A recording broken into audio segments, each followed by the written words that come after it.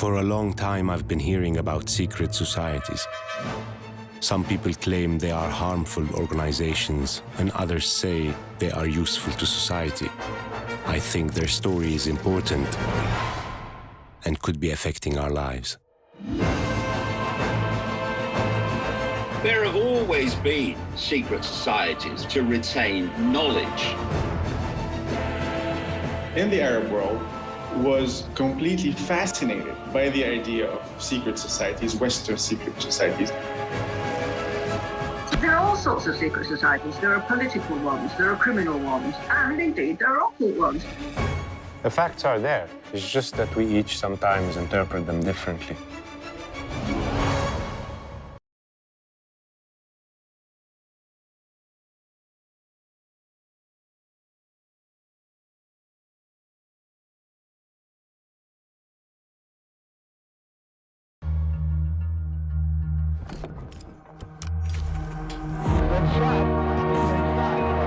Has crashed into one of the towers.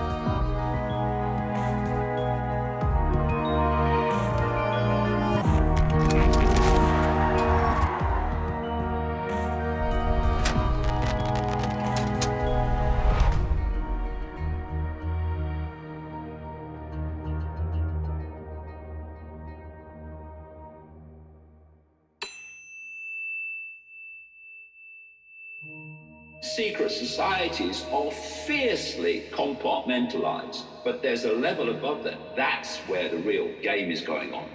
Washington, D.C. was indeed laid out according to Masonic symbolism. Do secret societies exist? And are they trying to rule the world from the shadow?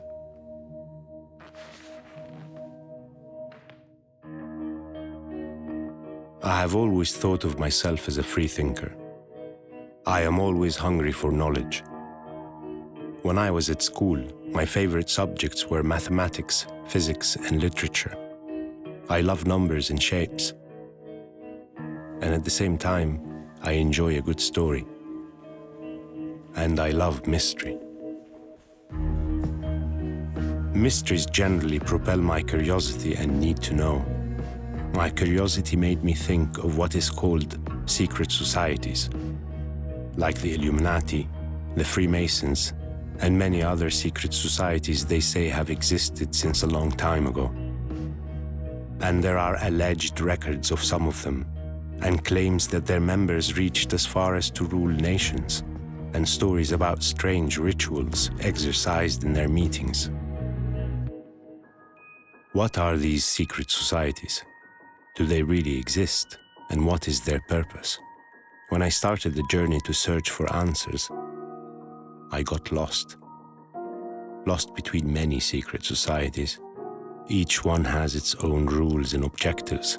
The Freemasons, the Illuminati, the Rosicrucians, Skull and Bones, and many others we hear of, and maybe others we don't.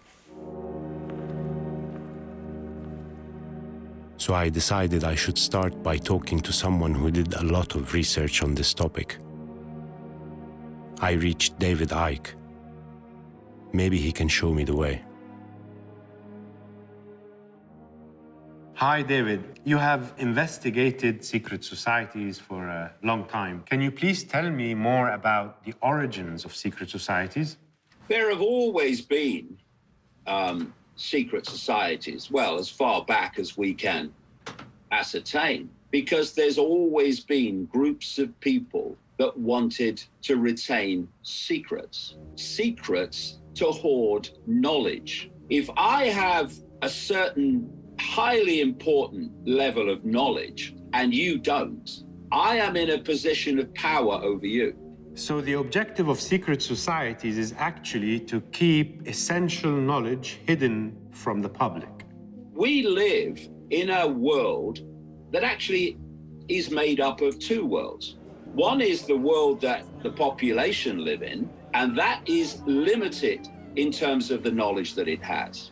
This knowledge is kept from the population by not allowing it into the public arena. And this other world is made up of a global network of secret societies in which this knowledge is passed on through the generations of carefully chosen initiates at the core of the core, overwhelmingly coming from a network of interbreeding families. So being a member of a secret society, for instance, like the Freemasons, you would have access to knowledge that nobody else has? These secret societies are fiercely compartmentalized. You look at just the Freemasons as an example, the bottom 3 levels of degree, the so-called blue degrees, and there's 33 levels. And you only progress to the next level, which is what? The next level of knowledge, if that level decides you are worthy of it, or you're the kind of person that should have it. You have, say, the Freemasons, you have the Jesuit order, you have the Knights Templar, and they appear, of course, compartmentalized in their individual pyramids, but there's a level above them. And at that level, which it doesn't officially exist, that's where the real game is going on. What is written about the Templars is that they were formed in the Middle Ages. They were warriors. They say they invented banking as we know it, and they amassed incredible fortunes, and they offered loans to kings and nations as a way to control them. Then it is said they became builders and pirates and grew more popular and powerful until they were outlawed by the King of France and their leaders were burnt at the stake. But many say they continued in secret and became more occult. It seems there are many secret societies who people believe are ruling the world or producing its leaders, like the fraternity called Ordo Novi Templi, or New Templars, that is said to be behind the rise of Hitler. The fraternity was founded by Jörg Lanz von Liebenfels, a racial theorist, and Guido von List, an occultist. Lynn Picknett is a writer and researcher whose work on secret societies is very useful. I think she could help answer a few questions. Hi, Lynn. You did an extensive research on the Templars. Yeah, we did the research, yes. So what can you tell me about secret societies and their relation to power? There are all sorts of secret societies. There are political ones, there are criminal ones, and indeed there are occult ones. I always say that the paranormal is things that happen, and the occult is things you choose to do. You know, so like join a society. And ritual magic, for example, which is all about focusing your will through rituals, and they hope to change the actual world through their will. Whether or not they manage it or not is another matter. Do you think there is a link between secret societies and powerful political organizations, such as the Nazis? The Nazis had their roots in a sort of semi-mystical belief system called Ariosophy, which actually came from the 19th century, but built up in importance after the First World War when Germany was beaten. And Germany felt it needed to build up its national pride. So they became very obsessed with Ariosophy, which was basically the idea that the Aryan race was a very ancient race that had ancient wisdom and had mystical roots and was going to rule the world. So the idea of a unified identity and purpose could very well be one of the main reasons or motivations behind such groups. Actually, I think it's almost like part of human DNA in a way, is that you think I know something that they don't know, and then you say to somebody, do you want to know my secret? You know, and it's actually power. It's quite interesting that you have the United States, of all places, being actually founded by unapologetic Freemasons. I mean, they were, there was nothing sinister about them, because at that time, certainly, the pre-Masonic ideal was about enlightenment. So you had, George Washington, Benjamin Franklin, a huge number of the founding fathers were in fact Freemasons. They believed there is magic in symbols, no? Washington, D.C. was indeed laid out according to Masonic symbolism to stamp the new center, the new capital, with the Masonic presence, if you like. And perhaps some of them did believe it did, protect it in some way. Everything is attached by a very thin thread. The facts are there. It's just that we each sometimes interpret them differently. What are we supposed to do? We can only speculate when there is a gap in the information. True, but there is a limit, beyond which it's no longer speculation. It becomes just fertile imagination.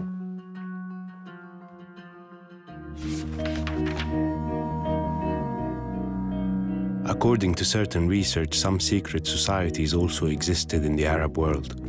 Some from a long time ago, like the Assassins and the Baktash. And it seems that they may have been an inspiration to some Western secret societies. And there are claims that some Arab Muslim great thinkers and figures were in one way or another linked to a secret society. We may hear negatively of the Freemasons and consider it an accusation, but we all admire some of their figures for their contribution to humanity. This can be surprising, especially when these figures are Arabs. This is something worth exploring. I will talk to Ihab Girmazi, an MIT researcher and Harvard PhD candidate. He can tell us about secret societies in the Arab world. It will be very good to start by saying that seeing Freemasonry and secret societies as a particularly evil organization in the Arab world especially is mostly a product of the second half of the 20th century. But if we look at the 19th century and the beginning of the 20th century, we would see that the elites in the Arab world was completely fascinated actually by the idea of secret societies, Western secret societies, and Western Freemasonic lodges. The first reason was that the Freemasonry is an elitist group that is interested in hiring and adopting as brothers those who are proved that they are influential in their societies. The second reason, they are different from the colonial, materialist, racist program, and perhaps most importantly, that they claim they had a spiritual aspect to them. Can you please talk to me a little bit about the decline of secret societies, especially in the Arab world? What happened to them? They were so popular, and all of a sudden, everybody wants to stay away from them.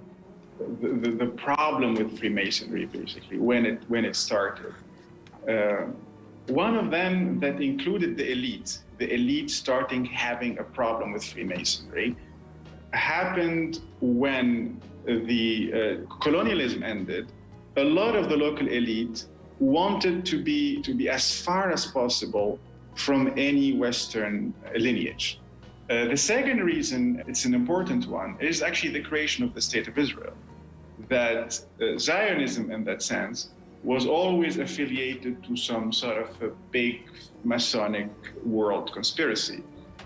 And linking Zionism and Freemasonry made it very difficult for a lot of Arab intellectuals to want to be affiliated to Freemasonry or to acknowledge the fact that they were or they want to. The third one, perhaps, is that it is true that especially, and this is relatively new, in the last 30 years mostly, but in a sense, the link between Freemasonry and occultist societies and Zionism to a certain extent and imperial powers, that new network of some sort of a Western, all-powerful secret organizations made it almost impossible today, not very difficult, to claim any affiliation to Freemasonry without fearing the repercussions of it because of that new idea that was adopted by the public, that Freemasonry is an evil organization.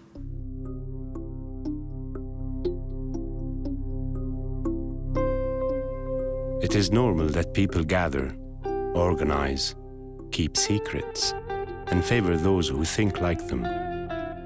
It's human nature to collaborate and partner. And this has served humanity well since the hunter-gatherer times, through the ages of the pyramids until the formation of modern states. Some groups may have taken it too far, others maybe not. That's why I'll keep asking questions.